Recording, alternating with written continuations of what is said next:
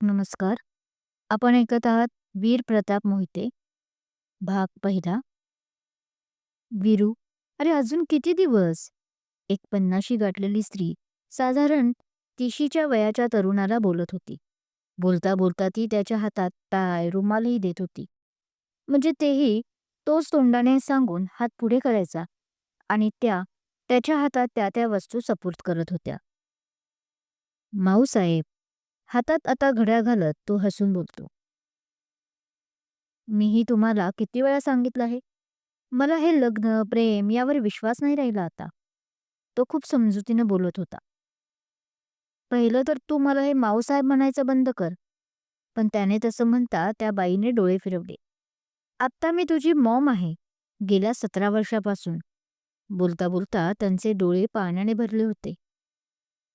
हो, पण मी माझ्या मॉमची जागा तुला नाही देऊ शकत. हे तुलाही चांगलेच माहीत आहे. सो प्लीज हा विषय नको काढत जाऊ. आणि माझ्याकडूनही अपेक्षा ठेवू नकोस. आता तोही थोड्या रागातच टाय घालत बोलत होता. बरं, ठीक आहे. त्या तोंड पाडूनच बोलतात. त्याचं असं बोलणं त्यांना जिव्हारी लागत होतं. पण त्याच्यापुढे त्यांचं काहीच चालत नसे. बरं, पण निदान लग्नाचं तर सांग. अरे ती इशिता, पम्या मामाची मुलगी, आस लावून बसली आहे रे तुझ्यासाठी. आणि तुझ्या मॉमची. त्या परत बोलता बोलता थांबतात. हे बघ माऊसाहेब, मी तुला आधीच सांगितलं आहे आणि आता शेवटचं सांगतो. लग्नाचं मी करेल एक वेळ तुझ्या इच्छेसाठी. पण ती इशिता माझी बायको असेल असं तुला अजूनही वाटत असेल तर मी तुला साफ सांगतो. ती माझी या जन्मातच काय, पण पुढच्या 7 जन्मात कधीच बायको होणार नाही. आणि आता ते ऐकून तर त्याचा आवाज जाम चढला होता. अरे पण त्यापुढे काही बोलणार तसं तो हात दाखवतो. एक वेळ मी गरिबाची करेल, पण ती नाही. It's my final decision. Now enough. मला लेट होत आहे. असं बोलून तो तरुण आपले शूज टक टक वाजवत निघून जातो. मीही पाहते, तू इशिताशी लग्न कसं करत नाहीस ते. त्याही आज हट्टाला पेटल्या होत्या. पण ह्या नक्की होत्या तरी कोण? आणि तो कोण होता? तर हा आहे आपल्या कथेचा नायक वीर प्रताप मोहिते. आणि त्याच्या माऊसाहेब म्हणजेच मावशी पंकजा प्रताप मोहिते. पण गेल्या 17 वर्षापासून त्याची सावत्र आई सुद्धा. जेव्हा तो 13 वर्षाचा होता वीर, तेव्हाच त्याची आई कॅन्सरने मरण पावली होती. त्याला सांभाळण्यासाठी कुणीतरी हवे म्हणून त्याच्या मावशीने लग्न तर त्याच्या बाबांशी केले होते. पण त्याचे बाबा बाहेरखाली होते. त्याच्या आईला कॅन्सर होण्याआधीच त्यांनी दुसरे लग्न केले होते, जे कुणालाच माहीत नव्हते. ते परदेशी वाऱ्या करतात असंच घरात वाटायचं. बिझनेससाठी. आणि अजून आपली पहिली बायको नाही आता म्हणून दुःखात असतील. म्हणून त्यांनी कामात बुडून घेतले आहे असं घरातल्यांना वाटायचं. खरं काय आहे हे फक्त वीर आणि त्याच्या माऊसाहेबांनाच माहीत होतं. पण घरात त्यांनी याबाबत कोणाला काही सांगितलं नव्हतं. घरात अजून त्याच्या आजोबांचं म्हणजेच राणासिंग मोहिते यांचं राज्य होतं. फॅमिली तशी मोठी होती. अजूनही एकत्र कुटुंब पद्धत होती. त्यांचा स्वतःचा असा बिझनेस होता, घरचा. पण आपल्या हिरोने त्यात लक्ष घालणे सोडून दिले होते. त्याने स्वबळावर आपला आपला बिझनेस काढला होता, ज्यामुळे राणासिंग यांचा त्याच्यावर रोष होता. त्यांनी रागातच त्याचे नाव आपल्या प्रॉपर्टीमधून वजा केले होते. पण तरी त्याला याची पर्वा नव्हती. तो आपल्या बिझनेसमध्ये मस्त होता. गेले 5 वर्षापासून तर तो अजून वाढला होता. पाहूयात आधी आपण वीरची फॅमिली. राणासिंग मोहिते मेन घराचे, फलटणचे मोठे घराणे. प्रताप राणासिंग मोहिते नायकाचे वडील. पंकजा प्रताप मोहिते माऊसाहेब सावत्राई नायकाची. वीर प्रताप मोहिते कथेचा नायक. प्रेमावर लग्नावर अजिबात विश्वास नाही. राजवीर राणासिंग मोहिते नायकाचे काका. अतिशय धूर्त माणूस, पण तेवढाच जीव आपल्या नायकावर. राणीबाई राजवीर मोहिते नायकाची काकी. प्रेमळ आणि त्यांचाही आपल्या नायकावर अतिशय जीव. सान्वी राजवीर मोहिते नायकाची चुलत बहीण. नायकाची जीव की प्राण.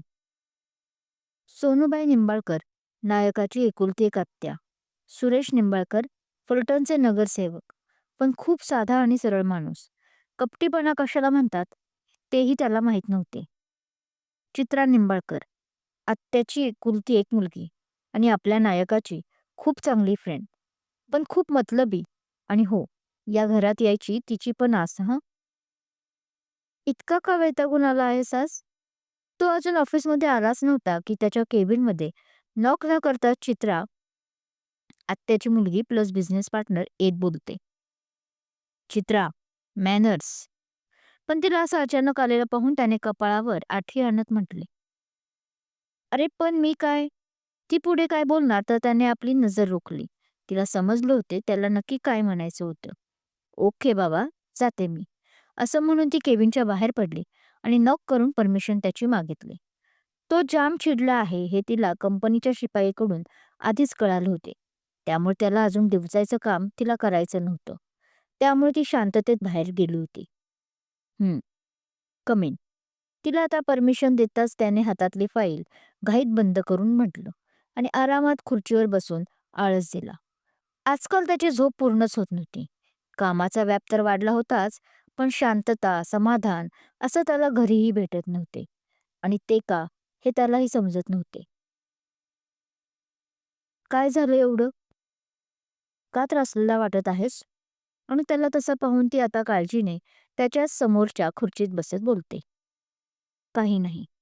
पण तिला यावेळी त्याने काही सांगितलं नाही. काय सांगायचं तेच तेच रोज, असं त्याच्या मनाला वाटून गेले म्हणून तो शांत झाला होता. तुझ्या माऊसाहेब परत लग्नाचा विषय घेऊन बसली काय? पण तो काही सांगत नाही तरी अंदाज त्याचा घेऊन तिने विचारलेच. ते तर आहेच. पण आज मी तिला स्पष्ट सांगितलं की इशिताने मी कधीच लग्न नाही करणार म्हणून. तो बोलला आणि हिचा चेहरा ते ऐकून खुलला, कारण तिचा रस्ता जो साफ झाला होता. हं, बरंच केलंस. आता त्या तुझ्या मागे तरी लागणार नाही. तिने पण आपल्या चेहऱ्यावर भाव ते न आणता म्हटले. हो, ते तर आहेच.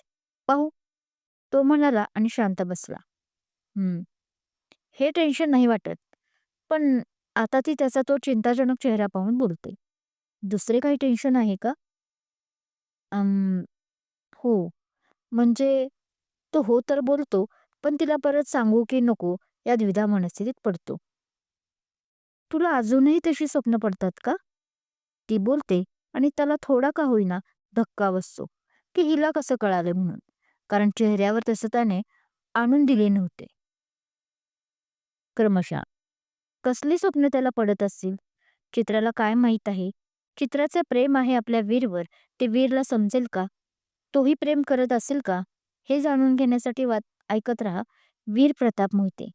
कथा आवडत असल्यास लाईक करा, कमेंट करा, शेअर करा आणि हो, चॅनलवर नवीन असाल आणि अजून चॅनल सबस्क्राईब केला नसेल तर सबस्क्राईब जरूर करा. Thank you.